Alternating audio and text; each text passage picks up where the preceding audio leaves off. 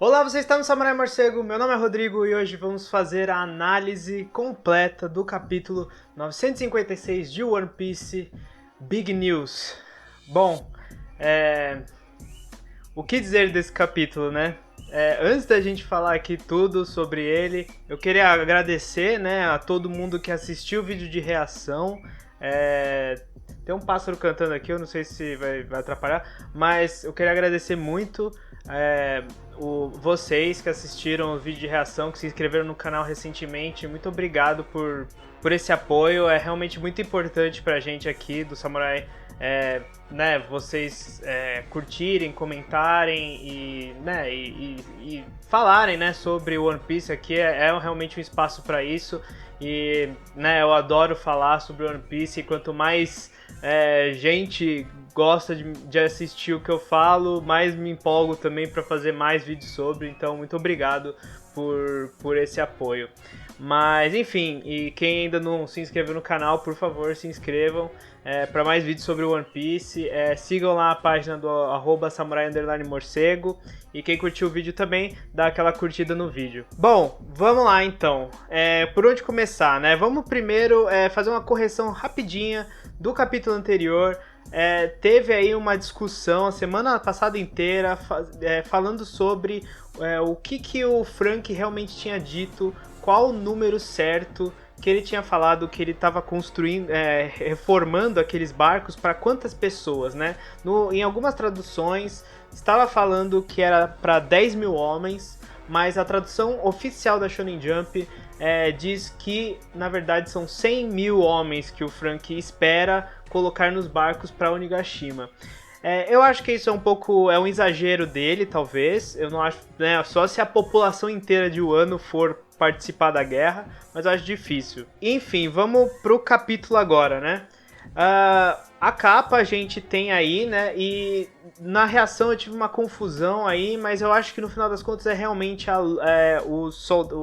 tem um cara ali, né? Que ele não tem assim um vínculo com ninguém aparentemente. Eu não sei quem ele realmente é. Eu acho que ele é do bando da Lola, mas eu não tenho certeza. Mas ele confunde a Lola com a Chiffon. Na verdade, a Chiffon com a Lola, né? E aí ele fala, né, que você finalmente casou, tal, que era essa premissa, né, da personagem, né? E o Capone aparentemente derrotou um soldado da marinha para entrar em Dressrosa. Se a gente pensar o que aconteceu nesse capítulo, pode ser que eles estavam escoltando a Rebeca e o Rei Rico de volta para casa. A gente não sabe exatamente quando se passa esse capítulo, né, essa capa.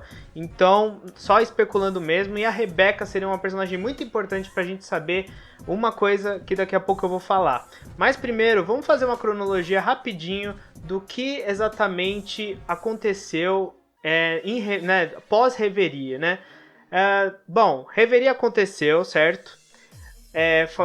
Faz uma semana.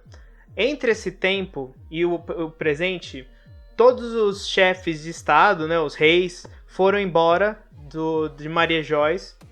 Um incidente com os Nefertari, né, e Alabasta ocorreu, né, e provavelmente com a Vivi.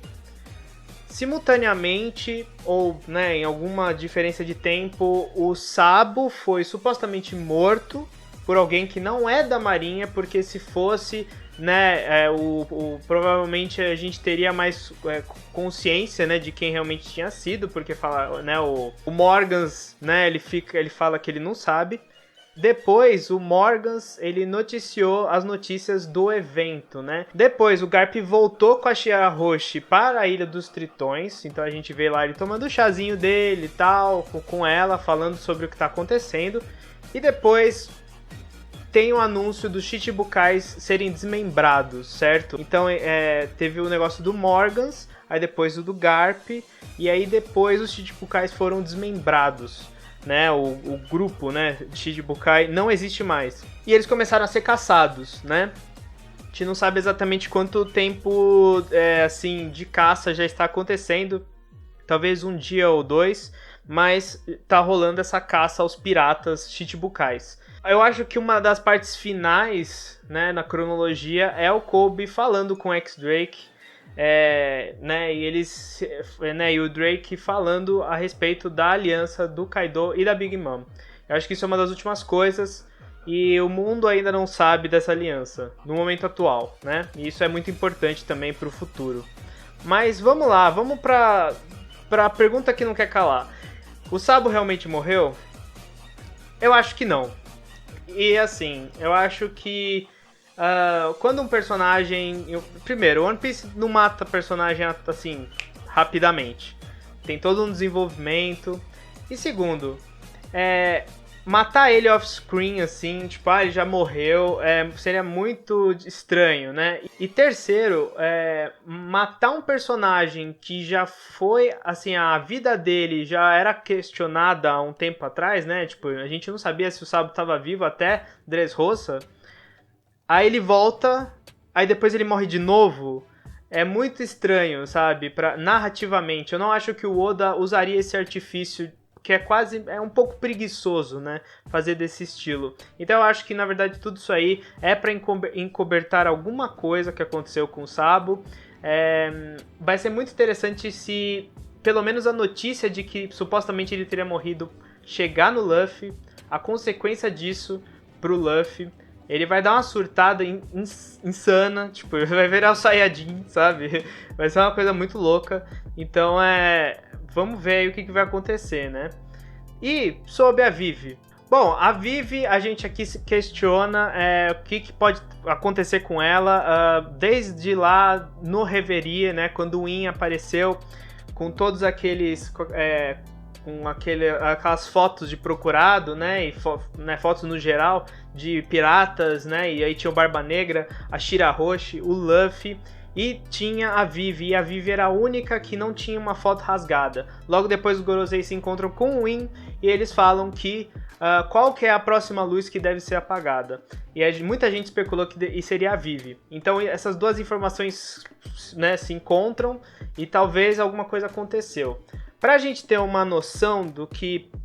Por que isso pode acontecer com a Vivi, ela não exatamente morrer, mas, né, ou ser pega pelo governo mundial, alguma coisa assim, é que os Nefertari foram a única família das 20 famílias que compõem os Tenryubitos e que formaram o governo mundial, né? Foi a única família que não quis ir para Maria Joyce depois do, talvez, suposta eliminação do Grande Reino Antigo, né? Que era o reino onde se estabeleceu lá em Laugh Tale e tudo mais, né? Que tem a ver com o século perdido.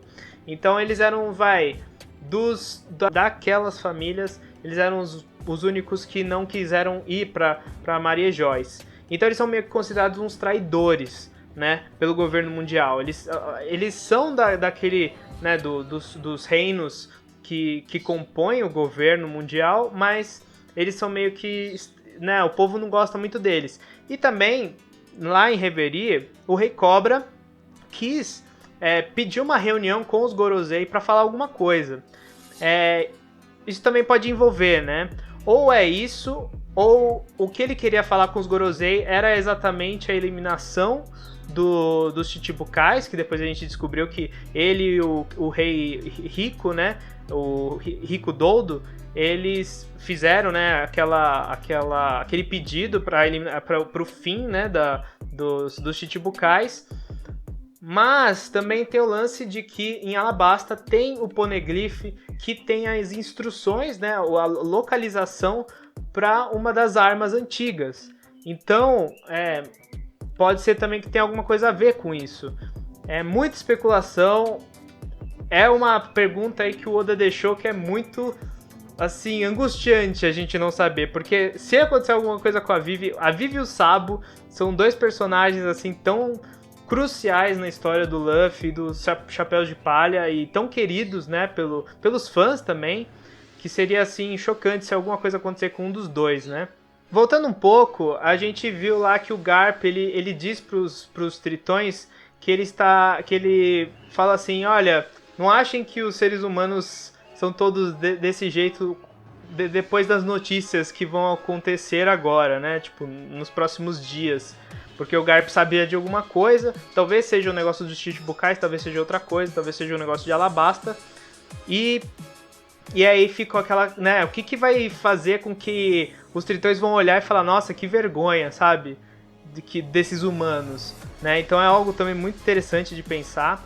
E outra coisa, né, lá em Reverie, a proposta dos revolucionários era fazer uma declaração de guerra diante o governo mundial. Isso não foi, né, não foi falado nem pelo Morgans, nem pelos próprios revolucionários, o que me faz questionar que o que aconteceu com o Sabo fez o plano ir por água abaixo. Existe um dos revolucionários, que eu não lembro o nome, vou colocar aqui do lado, que ele supostamente seria um traidor, por causa da aparência dele, alguns aspectos físicos. Ele seria um traidor dentro do grupo dos revolucionários. Será que foi ele? Porque ele não aparece lá em New Kama Land. E, enfim, só aparece uma, né, do revolucionária lá, né, que estava... Ela, na verdade, acho que ela não estava em Reverie, eu não lembro de ver... Não, acho que ela estava. Mas, enfim... Então, também é uma coisa bem interessante. Quem, né, supostamente seria o assassino do Sabo, né? E falando em todas essas notícias, né, para dar uma resumida também, a gente, né, foi para quartel-general, né, pro escritório do jornal, né, o World Economic, né, que curiosamente a sigla é WE, né, nós, e ele, né, aparece o Morgans e tudo mais, e ele vai soltar as notícias, né, ele diz que são 3 notícias principais. Uma é que alguém morreu, né? Alguém foi assassinado no Reverie, a fuga do assassino e o que aconteceu em Reverie, as consequências do que aconteceu em Reverie, as decisões que foram feitas. Provavelmente também o lance dos Chichibukais, mas talvez tenha alguma coisa a mais também que eles decidiram. Aí a gente vê, né, uma parte muito interessante, eu não sei se vocês repararam, tem esse personagem que aparece que é tipo fotógrafo, né? Esse cara se chama Atet. Ele na verdade foi criado como uma piada pelo Oda, pra meio que justificar as fotos que eram usadas nos cartazes de procurado. Quem que tira essas fotos? E ele criou num SBS esse personagem.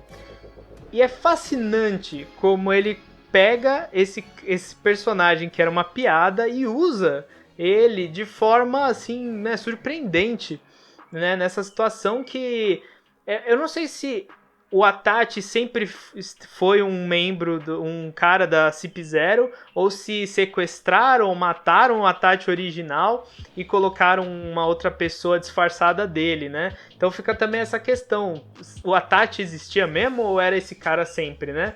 E aí aparece, né, ele dá a carta pro Morgans falando que, né, o governo mundial não quer que ele noticie aquelas coisas, mas o Morgans dá aquele discurso de que ele é um jornalista e tudo mais. Mas é óbvio, né, um jornalista que é meio salafraio, né, tipo, ele é bem mentiroso, né, ele faz as coisas bem sensacionalistas, ele é tipo um JJ Jameson, né, de One Piece. E aí ele, né, vai lá e o Atachi tira a máscara, né, e fala que ele é da CP0, mas o Morgans vai lá e dá um cacete no cara. Então, ou seja, o Morgans até que é forte, de certa forma. E pra enfrentar um cara da CP0, né, mesmo que o cara não fosse forte, né, alguém de poder, né, da CP0, é interessante isso. E aí a gente, né, eles vão embora, né, da onde eles estão, né, que é interessante que o navio lá, o escritório dele é meio que móvel, né, então ele é movido por pássaros, né, e ele vai embora da onde eles estavam, né, ele vai talvez virar um fugitivo, ele sempre esteve assim, né, se movimentando ao redor do mundo, é interessante pensar. E no final tem essa notícia, essa quarta notícia, que o Apol tem uma informação para dar pro Morgans. O Apol, um personagem tão aleatório assim, teoricamente, mas que talvez ele seja também, como esse Atet, uma coisa assim que você não percebe que o cara pode ser importante, e o Oda vai lá e, sabe, ele tem uma super informação que pode se relacionar ao assassinato, né, do Sabo, ao que ocorreu no Reverie.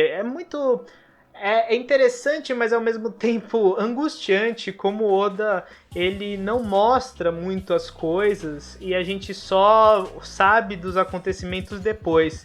Eu acho que em alguns momentos isso cansa um pouco, porque a gente quer ver um pouco, né, das lutas que aconteceram e tudo mais, mas a história é tão complexa, o desenvolvimento de mundo é tão denso que às vezes ele dá esses atalhos, né? Ele pula certos acontecimentos e só fala sobre eles, né? E a gente fica aqui especulando como a ordem das coisas aconteceu, né? Reverie, depois esse negócio da Alabasta, e depois o negócio do Sabo, sabe? Quem que tava lá, quem não tava, é bem interessante pensar, né?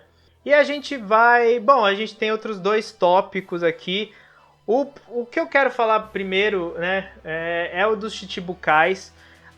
Bom, foi um negócio assim, né, que a gente já estava esperando desde que o Fujitora, né, falou que o Vegapunk tinha um plano, né, para na verdade ele tinha criado uma coisa tão poderosa que tornaria obsoleto os Chichibukais, né, o sistema dos Chichibukais. O que é isso, né? Se a gente vai descobrir em breve ou não. A gente sabe que o Orochi queria o Vegapunk em 1 ano, e agora que a gente sabe que a CP0 está em 1 ano, então a gente pode supor que o Vegapunk já esteja lá e coincidiria com o festival, né? Do que vai acontecer em 1 ano, e talvez fosse um bom momento pro Vegapunk aparecer lá, né? Tipo, como se fosse um estrangeiro, né? Para presenciar um evento festivo e tudo mais. Então, talvez a gente finalmente veja, depois de muitos anos, o Vegapunk. E, enfim, né? Mas outra personagem que talvez esteja ligado com 1 ano é o Barba Negra, que a gente viu que ele, né, ele dá risada lá, ele fala: se eles não vão, né, se a Marinha tá indo também, eu vou lá antes e vou pegar pra mim.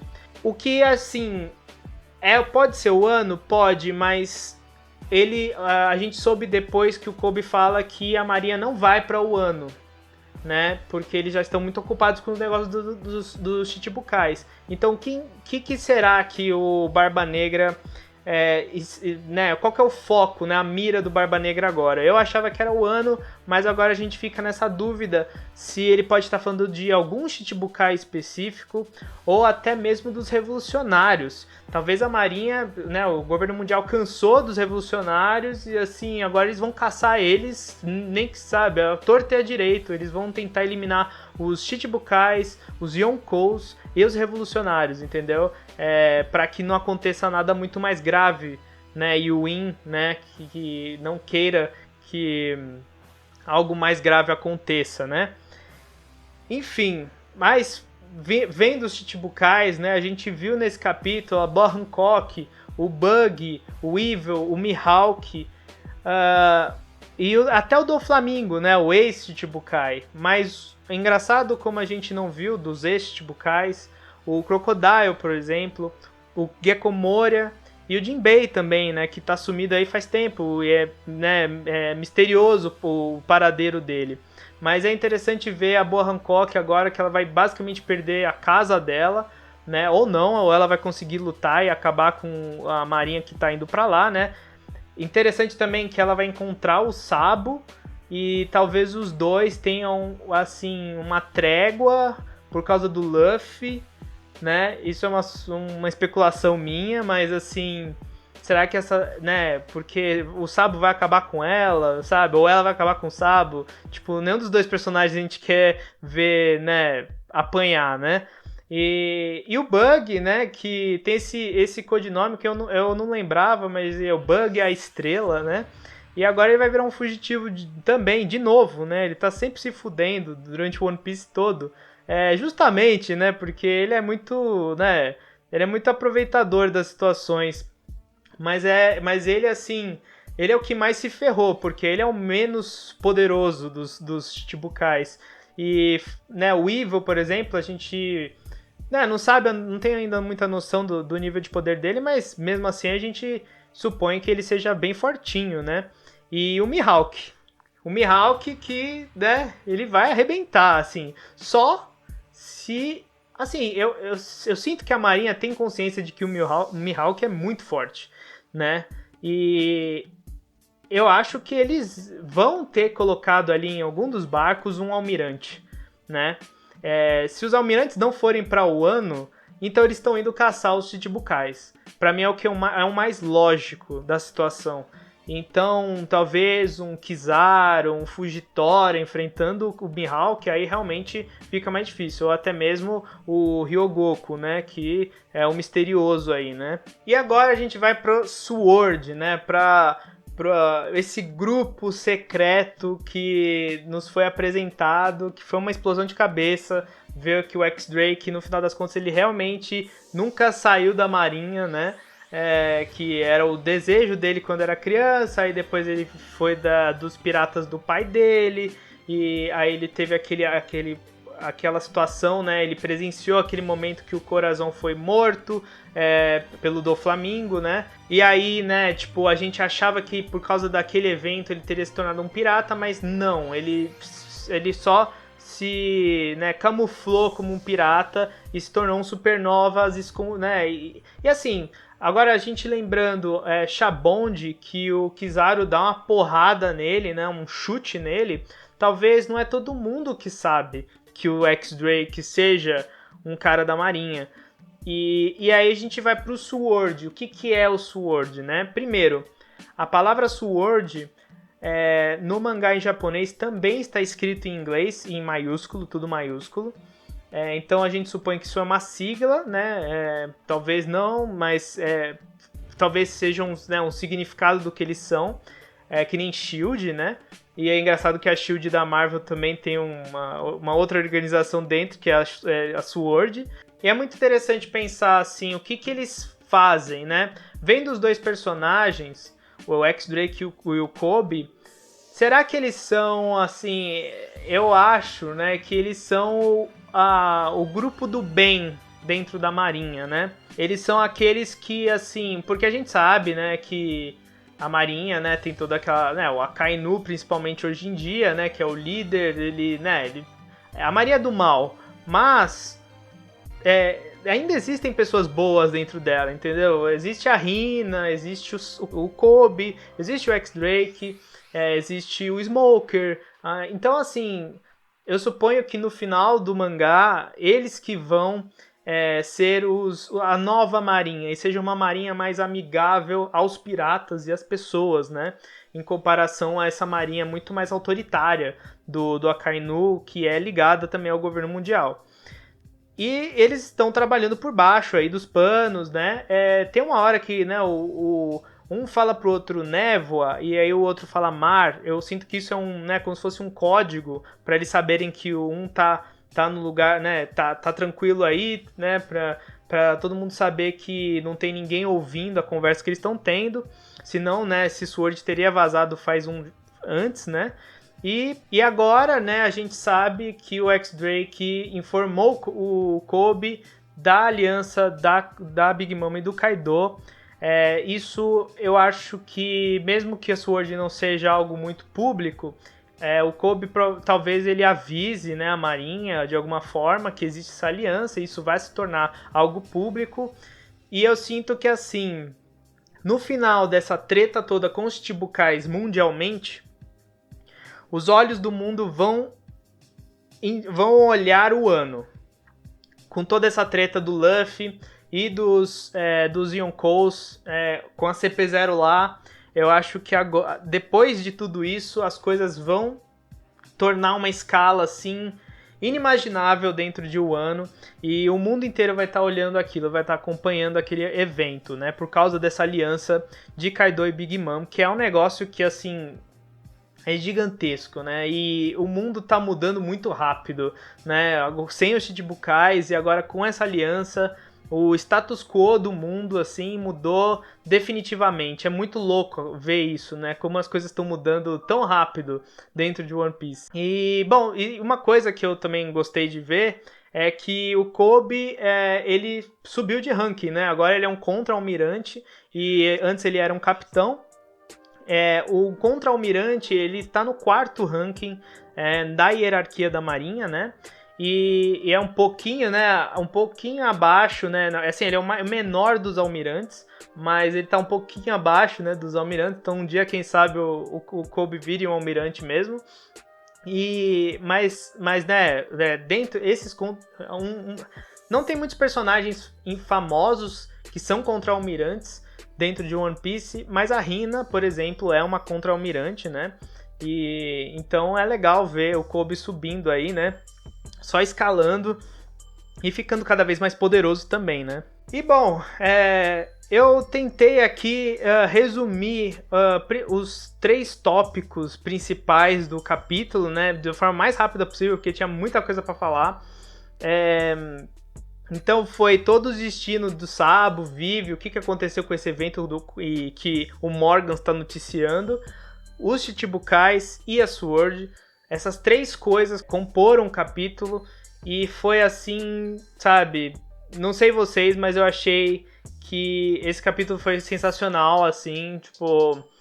foi um dos capítulos mais importantes dos últimos tempos e como eu falei, é muito foda ver como o Oda joga as coisas, assim, ele desenvolve lentamente certas coisas para ter um capítulo desse, para explodir as nossas cabeças e, assim, criar mais 20 perguntas lá pra frente do mangá, né? E o que vocês acharam? Bom, lá na nossa página do Twitter, a gente fez a enquete, né, do que vocês acharam desse capítulo. E assim, muita gente votou e tá assim, né, 86% de excelente, muita gente amou esse capítulo, né, achou incrível, 11% ótimo e 3% ruim, que eu acho que é trollagem aí, eu acho que é alguém trollando. Mas é muito difícil alguém não gostar desse capítulo, porque foi realmente um capítulo muito, muito louco, assim. É sempre maravilhoso ver um capítulo desses, assim, que ele joga as migalhas pro futuro, assim, né, para coisas que estão por vir. Eu sempre lembro que um dos primeiros capítulos, assim, né, entre arcos, foi o 234, que se chamava Por favor... lembre-se, né, lembre-se do que vai acontecer aqui, né, basicamente. Era o Oda falando pra gente de uma forma, quebrando a 4ª parede, falando pra gente lembrar. E foi quando ele apresentou os Chichibukais e os Gorosei e tudo mais. Então foi extremamente importante pro mundo, né, pro desenvolvimento de mundo do One Piece. E eu sinto que esse capítulo também, Big News, né, significa realmente o Oda falando, olha, gente, vocês prestem atenção que essas notícias aí são extremamente importantes. E, graças a Deus, vai ter capítulo semana que vem. Vai cair bem no dia do meu aniversário, coincidentemente, na quinta. Eu acho também que vai continuar, né, essa parte de desenvolvimento de mundo, né, porque a gente não teve uma conclusão, né, no final desse capítulo e nem aquelas cortina do 3º ato de Wano. A gente não vai voltar totalmente pro Wano, mesmo que a gente viu o Wano aí por conta do X-Drake nesse capítulo, mas a gente não vai voltar totalmente para lá. Então acho que pelo menos mais um capítulo a gente vai ter de informação muito densa, né? Como eu falei, não teve Jinbei, não teve o Crocodile. Geralmente o Crocodile sempre aparece nesses entre-arcos. Então tem muita coisa pela frente aí. Quem sabe até um Enel, hein? Pode aparecer no próximo capítulo. Mas enfim, pessoal, espero que vocês tenham gostado. Curtam o vídeo se vocês gostaram. Se inscrevam no canal para mais vídeos sobre One Piece. Sigam lá a gente no @samurai_morcego. E até mais. Falou!